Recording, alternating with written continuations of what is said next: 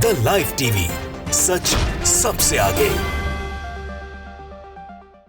नमस्कार, आप देख रहे हैं द लाइव टीवी और मैं हूं आपके साथ मुनमुन रहमान। महाराष्ट्र में सियासी घमासान जोरों शोरों पर है। महाराष्ट्र में सियासी खींचतान भी जारी है और इसी बीच एक बड़ी खबर सामने आ रही है। कहा जा रहा है कि शिंदे गुट शिवसेना में अपनी घर वापसी कर सकते हैं। शिंदे गुट के एक मंत्री ये बयान दे रहे हैं। अब ये बयान कितना सच्चा है, कितना झूठा है, ये जानने के लिए वीडियो में आखिर तक बने रहे।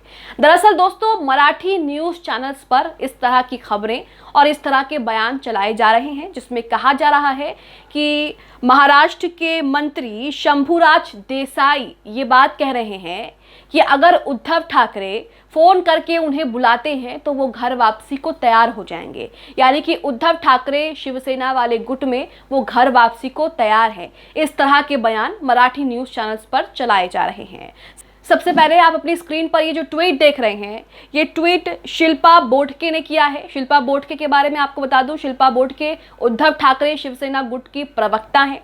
उन्होंने यहाँ पर महाराष्ट्र न्यूज़ चैनल्स का एक वीडियो शेयर किया है जिसमें ये कहा जा रहा है कि शिंदे गुट घर वापसी को तैयार हो गया है और ऐसा शिंदे के मंत्री कह रहे हैं। यहाँ पर उन्होंने उस न्यूज़ क्लिप को शेयर करते हुए लिखा है कि शिंदे गुट घर वापसी को तैयार। महाराष्ट्र लैंग्वेज में उन्होंने लिखा है, मैं आपको ट्रांसलेट करके बता रही हूँ। आगे वो लिखती हैं, अगर शिवसेना प्रमुख उद्धव जी बाला साहब ठाकरे सहमत हो तो हम वापस आएंगे। शंभूराज देसाई उद्धव गुट के मंत्री हैं, महाराष्ट्र के मंत्री हैं और उन्होंने ये बयान दिया है मराठी न्यूज़ चैनल के मुताबिक कि वो शिवसेना गुट में वापसी करने को तैयार हैं। अब वो जो न्यूज़ चैनल्स की खबर सोशल मीडिया पर शेयर की जा रही है और जो शिवसेना की प्रवक्ता ने अपने ट्विटर हैंडल से शेयर की है, उसके कुछ स्क्रीनशॉट आपके सामने हैं जिसमें ब्रेकिंग न्यूज़ करके चलाया जा रहा है कि महाराष्ट्र में जो शिंदे गुट है वो घर वापसी कर सकता है। पहली ब्रेकिंग न्यूज़ यहाँ पर देखिए, ब्रेकिंग न्यूज़ करके चलाया जा रहा है कि अगर ठाकरे सहमत हो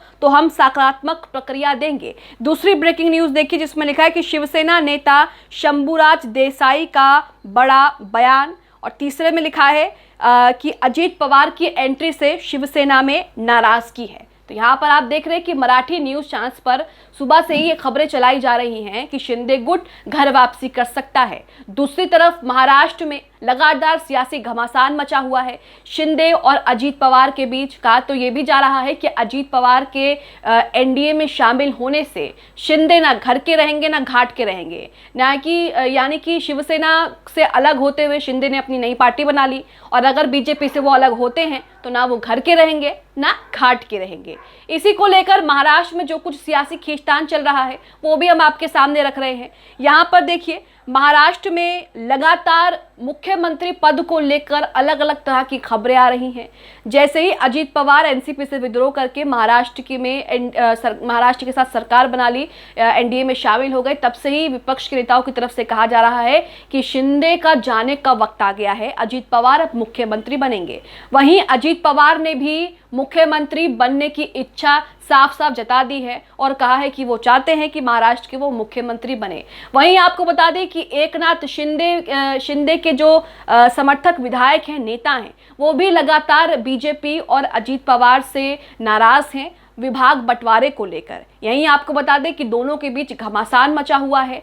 दोनों को एक ही खेमे में फिट करना बीजेपी के लिए यहाँ जो है बड़ी चुनौती साबित हो सकता है। अजीत पवार ने महाराष्ट्र के मुख्यमंत्री बनने की इच्छा जताई है। उन्होंने क्या कुछ कहा, एबीपी का आर्टिकल आप अपनी स्क्रीन पर देख रहे हैं जिसमें लिखा है कि महाराष्ट्र के डिप्टी सीएम अजीत पवार के नेतृत्व में मुंबई के एमईटी बांद्रा में बैठक हुई।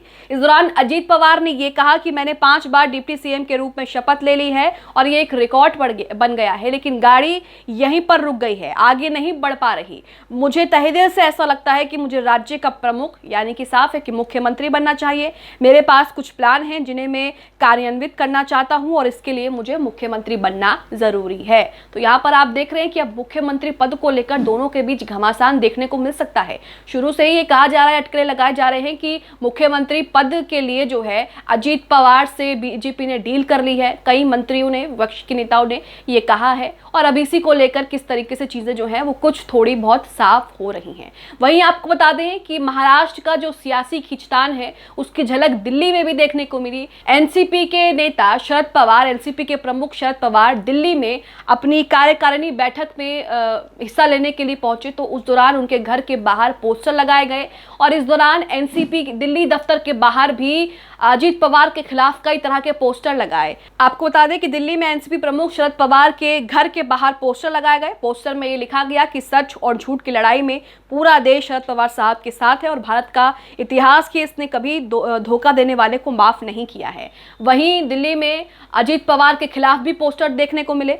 दिल्ली में एनसीपी के दफ्तर के बाहर अजीत पवार के खिलाफ भी पोस्टर लगाए गए। एनसीपी के दिल्ली दफ्तर से प्रफुल्ल पटेल और अजीत पवार आउट, नया पोस्टर लगाकर लिखा गद्दार। तो आप देख रहे हैं कि सियासी जो खींचतान है महाराष्ट्र की, उसकी झलक दिल्ली में भी देखने को मिल रही है। लेकिन इस दौरान कई तरह की खबरें आ रही हैं शिंदे गुट को लेकर।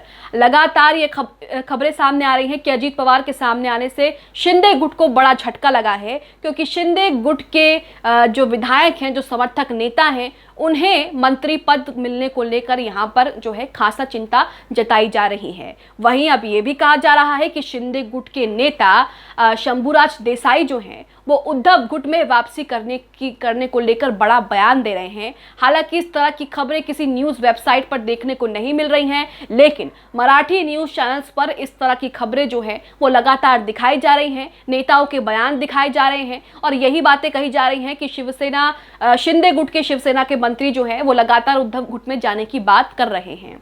इसी को लेकर यहाँ पर एकनाथ शिंदे के इस्तीफे को लेकर भी चर्चा हो गई है। कहा यह जा रहा है कि एकनाथ शिंदे जो है वो इस्तीफा दे सकते हैं, महाराष्ट्र के मुख्यमंत्री पद उनको छोड़ना पड़ सकता है। हालांकि अपनी इस तरह की खबरों को लेकर एकनाथ शिंदे और बीजेपी दोनों ही इस तरह की खबरों से किनारा कर रही हैं और इस तरह की खबरों को खारिज कर दिया है कि ऐसा कुछ भी नहीं है, महाराष्ट्र में एकनाथ शिंदे ही मुख्यमंत्री रहेंगे। लेकिन ये बात भी किसी से छिपी नहीं है कि महाराष्ट्र में बीजेपी और एकनाथ शिंदे के बीच जो है वो लगातार विवाद की खबरें सामने आती रहती हैं और लगातार इसके नमूने भी देखने को मिलते रहते हैं। और अब जिस तरीके से अजीत पवार की एंट्री हो गई है, कहीं ना कहीं ये जो तिगड़ी है ये कहीं ना कहीं एक दूसरे को मुश्किल में डालने का काम कर सकती है। महाराष्ट्र में विधानसभा चुनाव होने वाले हैं, लोकसभा चुनाव भी आने वाले हैं।